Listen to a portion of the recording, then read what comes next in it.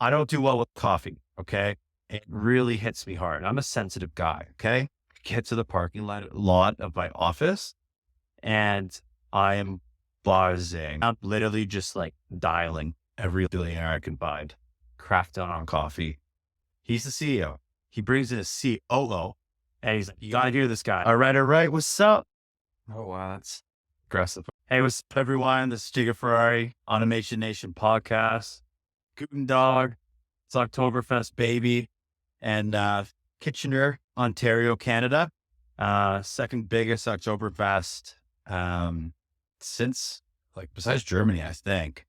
And Kitchener, also known for most tech startups within the same proximity besides Silicon Valley in the States. So we got a lot going down here. And what is Oktoberfest? If you don't know, I don't really know, but everyone gets together. They drink beer, they dance, they wear lederhosen. It's German. It's something about crops and stuff, like celebrating the crops didn't die. I could be really butchering that. And I'm a little Austrian, but I'm not German. So I don't know, but maybe I'll celebrate it too. God, the German people watching this are going to hate this. Okay. Love the Germans. All good and love this festival. So a lot's happened really since the last time I did this podcast. Now I'm on video and I'm using my iPhone that's connected to my computer as a webcam, but iPhone, like the camera quality in the 13 Pro is sweet. So I don't know. We'll see how this turns out. But really a lot has happened. Last time I left us off with, I was doing automations for a recruitment company and it was going okay. And then I hit a roadblock. It was going well. And then I hit a roadblock in that the AI was not working. Like it was not screening the resumes properly. And then I spent like all night trying to fix that and ended up solving it. So it has like an 86% success rate with qualifying the resumes. It's 100%, like all the people it puts in the unqualified folder, 100% unqualified. But the people it puts in qualified, some of them could be unqualified, but that's okay. All we want. And I demoed it for basically the owner, the CEO, the owner of the recruitment company. Crushed it. 100% success rate on that one. And it left a really good impression. The only thing that didn't leave a good impression though, is I quoted a price to him. He wants to know the price. And so he says, okay, Jacob, so what are you going to price this at? And I said, well, that is a good question, sir. I have done my research and the average recruiter makes this amount of money. And if you divide the amount of time I'm saving you by this, and he's like, Jacob, come on, man, just give me the price. I'm sorry to interrupt you. I just want the price. And I said, okay, yeah, I've thought of this. And okay, I'm not giving you the real prices. Okay. I just say an initial fees, let's just say $1,000, even though it was more. And I say $100 per recruiter, which was also more than that. I'm just putting prices up. So let's just say I said that. And he basically said, well, Jacob, the monthly fee sounds good, but I would counter back at you on your initial price down to 500, which wasn't actually the price. All these prices are not the exact prices. Okay. They're way off. They're totally different from what I quoted. I'm just not giving actual prices. Anyways, and I don't know if maybe I could give actual prices, but I don't want to give all the secrets away. Okay. So he basically said that, so he basically said, I'm going to counter you at this. And I said, you know what? Sure. And because I agreed to it because he said, you know what? I'm going to get you into the other recruitment company, which gets you the other branch, then you're going to be all 190 locations. It's going to be fantastic. And I said, I get that. That's like my plan. And I really just care about the monthly fees.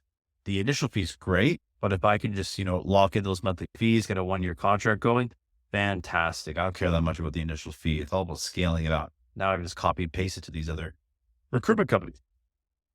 Oh, you got it. Okay. So he comes back and I'll get out of that meeting and I'm like, I am amazing. Yes, let's go. Sold my automation. Sold my first main automation to a big company and they love it. And it's great. We're going to scale it up. We're going to scale it out. This is unreal. Money is going to be coming in. And then I go and I actually hadn't done my costs yet. I haven't seen how much the AI would cost me.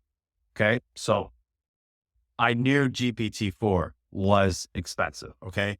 I just didn't know how expensive it was. And because GPT 3.5, so cheap. I look up GPT-4, 30 times as expensive. Okay. So I go and I like calculate my costs. I see make.com, cheap. Automation scale up, nice. I can get nice big plans, whatever. Converting documents, converting PDFs, cheap. API calls to Google, cheap. And then I go look at the GPT-4 and I'm like 0.03 cents per token, blah, blah, blah. How many tokens am I using? And then I find out I'm using a lot of tokens, competing in a lot of text. And I find out let's just say the monthly fee was $100 for a recruiter, which it wasn't. My costs were basically like $80 all in. So I would only be making $20 per recruiter, which is awful. That's not great. That is not going to scale up well. Like no, I wouldn't be doing okay. It would be bad. It'd be like minimum wage job. So I realized that, and I realized that 2 hours in basically after the call, and I quickly go to rectify it. I'm like, I need to write this man an email. I need to send him something saying, awful on me, bad business etiquette. I should have dropped the price for you when I hadn't done my costs. I was assuming things. I was assuming it was as cheap as the old model. We're using the state of the art GPT-4. It's the only way this is working. This is a one of a kind product. And honestly, like I sent him the link to the prices. I was like, here's the price. And I it's confusing. It's actually hard to figure out the price. I don't think he's going to go calculate that all, but I was trying to be upfront and transparent as possible. And I was giving him literally the price sheet of how much things would cost. And yeah, so I sent this really nice long email, very professional, but still a little informal, just really a good email. And I sent him a text saying, like, I sent you an email, like explaining myself. I'm just like, I'm trying to be as transparent as possible here. I'm just like, this doesn't work for me at all. Like, I'm going to be doing this for pennies. And I say, okay, like I have to charge you $200. So I'm not the same price, not the exact price, but let's just say it's $200, so almost double. It wasn't double. It was like, let's just say it was 1 hour, so it'd be 170, something like that. And he says, okay, I totally get it. Thanks for addressing this head on. I'm going to go talk to my partner about it. And so it's just like, now I'm just feeling a little nervous because like, I shouldn't be that nervous, but when I was first giving him that price, he was really excited about it. Like I felt like he was just opening his checkbook. He was like, let's go. And then now when I'm giving him that new price, it's just bad business, like changing the price up after the deal. Luckily I did it really quick and didn't just let it simmer. And then we were signed a contract and changed it up then. But it just would have been nice if I just went, here's the initial price, and that would have it. But anyways, he said he totally understands and hopefully understands enough that it makes sense. I had ChatGPT like calculate out I did basically Jesus. I did the average comp time I would say for him. It was about, for all the recruiters, half an hour each a day, 10 hours a month. And then you divide it by the salary and you get all this stuff. And, ChatGPT basically stated that it would make sense to charge somewhere between I don't want to give the prices away, but let's just say it was like somewhere between I don't know, $50 and $300. Okay. Get $300. And, I was on the lower end of the spectrum. And, by giving him that new price, I was on the higher end where I actually think it does really make sense for him. Cause when you think about what you're paying recruiters, they're making 5-6K a month, whatever it is. And then you just tack on another $100, $200, whatever. No biggie. Again, I don't know why I'm not telling you, just telling you the prices, but I'm locked in on that now. So I'm not telling you the prices. Yeah, so I think it still makes sense. And I'm really hopeful because I'd love to be at 190 franchises and making good money and, being able to make this completely full time. Let's just say it's 80% of my time right now, and we'll see what happens. So that's not even the biggest thing that happened. That is really big. That is really important. But last Wednesday, I think it was last Wednesday, and I guess I don't know when this is going to come out, but last Wednesday, I don't do well with coffee. Okay. It really hits me hard. I'm a sensitive guy. Okay. I'm an emotional guy, but I chugged back like 2 things of coffee in the morning, and I normally do not drink coffee. I don't know why. I made some good pumpkin spice flavor. Okay. I'm a baby here. Okay. So I chugged back the 2 things of coffee and, hyped, like just buzzing, super buzzing. I like to do work in my real estate office. It's awesome. I do real estate work there, AI work there, whatever. Unreal. So get to the parking lot of my office, and I am buzzing. Like I'm a little anxious, but like I'm also like cracked down on coffee. And I like to blast music in the morning, like really, really loud. Um, I don't know. I was a DJ. I'm still kind of a DJ, but I like, no, I'm not really a DJ anymore, but I blast music basically. And basically like, maybe I have a little bit of ADD, but it zones out all the other thoughts that what I'm doing right now. So then I get to my parking lot. I don't even go in my office. I sit in my car for an hour and I'm just cold calling people. And I'm like, not just cold calling random businesses. I'm cold calling like billionaires. I'm like, screw it. I have this Chrome extension, Signal Hire, which I think I talked about last episode. And it lets you just go to someone's LinkedIn and it gives you a bunch of like 4 numbers that their mobile number could be. And I'm literally just like dialing every like billionaire I can find. And I like millionaires as well. And I go through the billionaires. Some of the calls are a little crazy, but uh, they were just like, basically they were like, sorry, like I'm about to go to a meeting in 5 minutes. I really can't talk right now. Like, can you send me an email? Billionaire what? I'm just literally pitching my thing. They don't even know me. Um, and anyway, so then I'm like, okay, let's go to the millionaires. And I basically call this guy who doesn't own. He's a CEO of a huge gym chain in the world. Really, it's a really big gym chain. I'm not going to say what it is, but I call him, he answers, and great guy, great guy. And I pitch him on the AI automation. I'm like, I don't know what I'm going to automate for this guy at all, because like, you to automate something, you need to know their process. You need to like you basically, you don't need to work there, but you need to have someone explain to you what they're doing for their work. And then you go and you automate it all, and it either enhances someone's jobs or it gets rid of someone's job basically. And so I'm trying to explain this to him. And honestly, I could get the vibe that like he was really professional and knew his stuff, but that I could talk to him a little informally. So hey, let's just call him Xavier. That's a really, I'm going to hate saying that a bunch of times, but whatever, random name. Okay. Hey, Xavier, what's going on? And he's like, hey, who is this? And I'm like, oh, it's Jacob Ferrari. What's up? And he's like, oh, Jacob Ferrari. Yeah, what's going on? Like, I'm in Boston right now. Like, I'm about to go hit a workout out, blah, blah. Can I call you at 4? And I'm like, yeah, man, sure. Hangs up. And I'm like, let's go. He thinks we know each other. Perfect. And then 4 p.m., I call him and he answers again, of course. And then I think kind of realizes that he doesn't know me. And I'm like, hey man, what's going on? He's like, hey, nothing much. How about you? And I'm like, hey, so this is like kind of a cold call, I guess. And he's like, oh yeah, okay, yeah. I thought I didn't know you. But I'm like, yeah, but I think I can automate just all of X gyms or whatever. Like I could automate a bunch of stuff. And he's like, yeah, actually I'm not going to say, see, this has to be kid friendly. So I'm not going to say poop, like the S word for poop on this podcast. Okay. But you know what I mean? I say I can automate poop. And he's like, yeah, but what are you going to automate? And I say, I don't know, like you guys get onboarding, onboarding clients, you have like admin stuff. And he's like, yeah, but one in onboarding and one in admin stuff. And I'm like, well, I don't know, like anything, everything. Like I need to know your process. We need to set up a meeting to figure this out.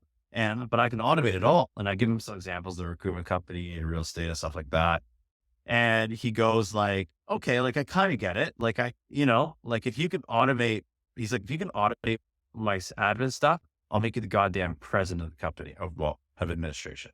And I say, wow, okay, cool. And I'm like, he's actually going to take me seriously. Wonderful. Get off the phone and, oh, sorry, don't get off the phone. We set up a meeting. He's like, I have some free time next Friday, which is today. Today's the 6th. Today's the 6th, October. And he's like, can you meet at this time, blah, blah, blah, blah. And I'm like, hell yeah, I can meet. And luckily his head office was actually not too far from me. And yeah, so boom, got the meeting. I'm pumped up. I was at a pho restaurant. I like stepped out to take this call, went back, chugged my pho, fired up, super fired up. And I'm just, I'm jumping for joy.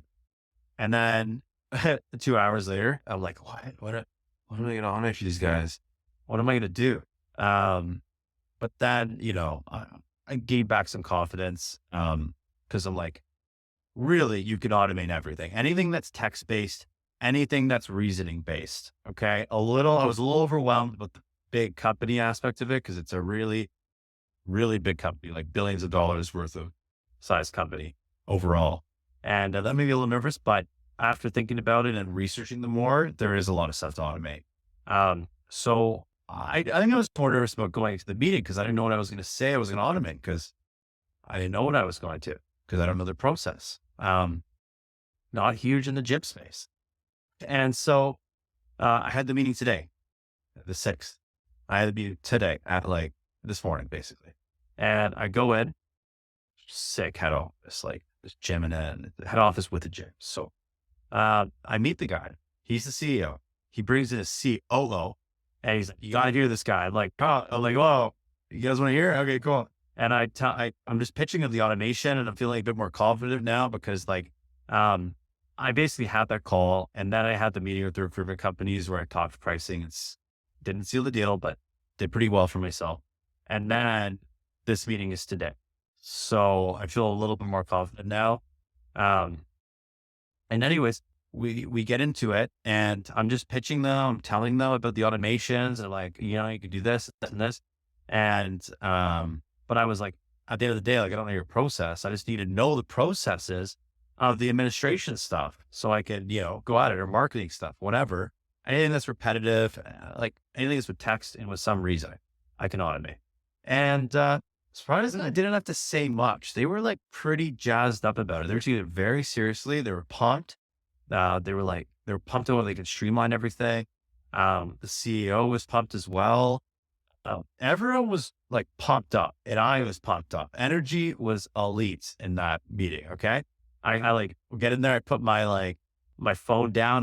I'm using Otter AI, which transcribes meeting notes and gives you a cool summary and then sends it to everyone. So I'm using this AI to take some meeting notes and takes the meeting notes. They're okay. They're not amazing. They're good.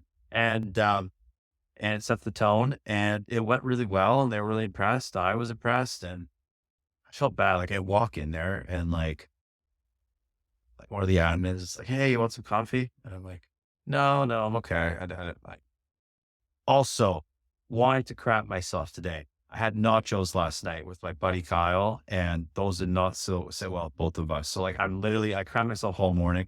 I go into the friggin' meeting. Like I took a sip of coffee this morning, rumblings in the belly. Okay. I get to the actual meeting and they offer me coffee. I say, no, we're not doing this today. I'm not going to crap myself in the middle of this meeting. Okay. Anyways, I don't take the coffee and everything goes smooth sailing. But yeah, no, sorry. The administrator, she offers me some coffee and in this meeting, I mean, it doesn't matter because I'm so what company it is, but let's just say like AI takes a lot of like, it's going to create jobs and it's going to take away jobs. Okay. That's what it is. It's not just going to be me. If I don't get in there and try to do this ethically, there's going to be people coming in there doing it unethically. It's going to be ridiculous. Lost jobs. I'm going in and I'm just trying to like enhance most people's jobs. And if there's some really repetitive jobs you have, those will get lost. I'm sorry. It's just going to happen. Okay. There will be new ones made. But I do feel bad. I'm like going in and I see the people. I'm like, maybe your job was lost. I don't know. I don't know. Maybe they'll just be hints. I'm not sure, but, we went on a tangent there, but you get the point. Jimmy really well, and I'm feeling clever. I'm psyched to be calling. I was like, yeah, I'm psyched. Where are we at? 20 minutes? Okay. I really don't want to do these pods too long at the beginning. Like, not everyone's going to listen to an hour pod. One more thing I'm going to touch on though. Okay. And don't script any of these podcasts. This is home right. Um, a lot of you, if you're listening to this, most of you are in AI or you're curious about it, but there's this new thing that came out, and I mean, this pod will be a little late on it, but really relatively pretty early. Like most people in the public won't know about it. If you have ChatGPT, if you have the pro version, they've been rolling out something called ChatGPT Vision over the past 2 weeks. I'd say 2 weeks, 2.5 weeks, 2 weeks. And I'm blown away. Okay. And this actually benefits people automation as well. And I'll tell you why. So ChatGPT Vision, think of it this way. You have your phone, or let's do the demo they did. Okay.